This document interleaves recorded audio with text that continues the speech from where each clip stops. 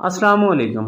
इस वीडियो में मैं आपको मिड्स टैबलेट के बारे में डिटेल में बताऊंगा कि इसके यूजेस क्या हैं, किन किन बीमारियों में डॉक्टर ये टैबलेट एडवाइस करते हैं, किन बीमारियों में आप ये टैबलेट इस्तेमाल कर सकते हैं, इसके नुकसानात क्या हैं, किन किन बीमारियों में आपने ये टैबलेट इस्तेमाल नहीं करनी, इसका एक्टिव इंग्रेडिएंट क्या है, इसका मैकेनिज्म ऑफ एक्शन क्या है। इस वीडियो में मैं आपको डिटेल में इसके बारे में बताऊंगा। वीडियो देखने से पहले मेरे यूट्यूब चैनल को सब्सक्राइब करें और बेल आइकन का बटन ज़रूर दबाएं ताकि ऐसी वीडियोस आप तक पहुंचती रहें। मिड्स टैबलेट इसका जेनेरिक नेम मिलॉक्सिकैम है। ये 7.5 मिलीग्राम और 15 मिलीग्राम स्ट्रेंथ में अवेलेबल है।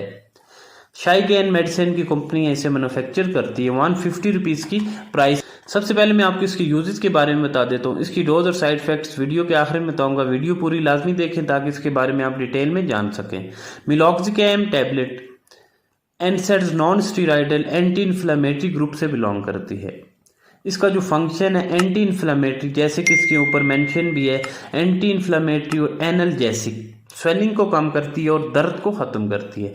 अब मैं आपको डिटेल में बताता हूँ कि किन किन बीमारियों में आप ये इस्तेमाल कर सकते हैं। मिड्स टैबलेट ऑस्टियोआर्थराइटिस में आप इस्तेमाल कर सकते हैं। इसके अलावा रेमोटाइड अर्थराइटिस में इस्तेमाल कर सकते हैं। ऑस्टियोआर्थराइटिस और रेमोटाइड अर्थराइटिस में ये फ़र्क है कि रेमोटाइड अर्थराइटिस में जॉइंट्स में दर्द, बहुत शदीद दर्द होता है, साथ में स्वेलिंग भी होती है और स्टिफनेस हो जाती है। जॉइंट्स जो हैं, आपके जोड़ जो हैं वो जकड़ जाते हैं, मूवमेंट नहीं होती उनकी, उनमें स्वेलिंग हो जाती है, सोजन हो जाती है और दर्द शदीद होता है।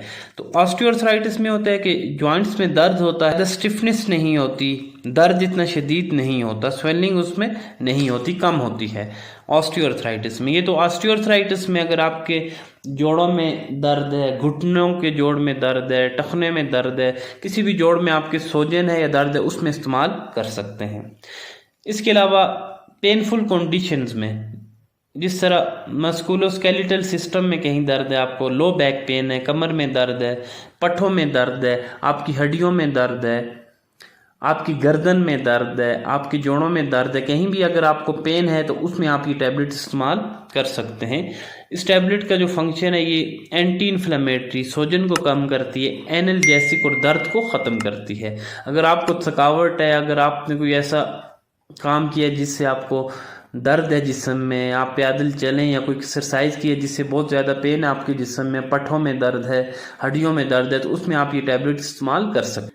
इसकी जो डोज़ है उसके वाले से आपको बता देता हूँ कि इसकी जो डोज़ रेमोटाइड आर्थराइटिस के लिए है 7.5 मिलीग्राम पर डे, और आप 15 मिलीग्राम पर डे पर आप इसे इंक्रीज कर सकते हैं। एक टैबलेट रोज़ाना या एक टैबलेट सुबह शाम आप इस्तेमाल कर सकते हैं। इसी तरह ऑस्टियोआर्थराइटिस में भी इसी तरह 7.5 मिलीग्राम पर डे से इंक्रीज करके 15 मिलीग्राम पर डे तक आप इस्तेमाल कर सकते हैं। अगर आपको पेनफुल इन्फ्लेमेटरी कंडीशन है मस्कुलोस्केलेटल सिस्टम में, तो उसमें भी आप एक एक टैबलेट सुबह शाम या एक टैबलेट रोज़ाना आप इस्तेमाल कर सकते हैं। 7.5 मिलीग्राम की टैबलेट, ये एक पैक में 20 टैबलेट्स होती हैं, 2 स्ट्रिप्स होते हैं।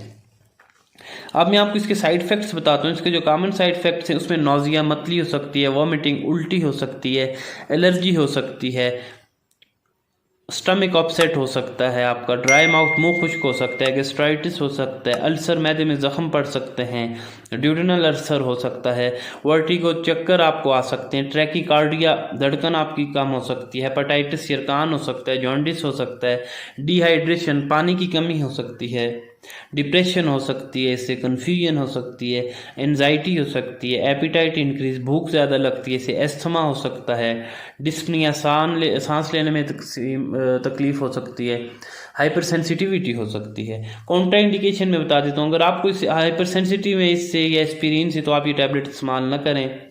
एस्थमा है, अगर आपको दम है तो इस्तेमाल ना करें।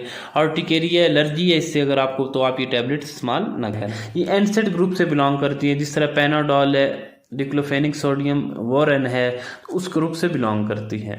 अगर आपको ये वीडियो पसंद आई है तो मेरे यूट्यूब चैनल को सब्सक्राइब करें और बेल आइकन का बटन ज़रूर दबाएं ताकि ऐसी वीडियोज़ आप तक पहुँचती रहें।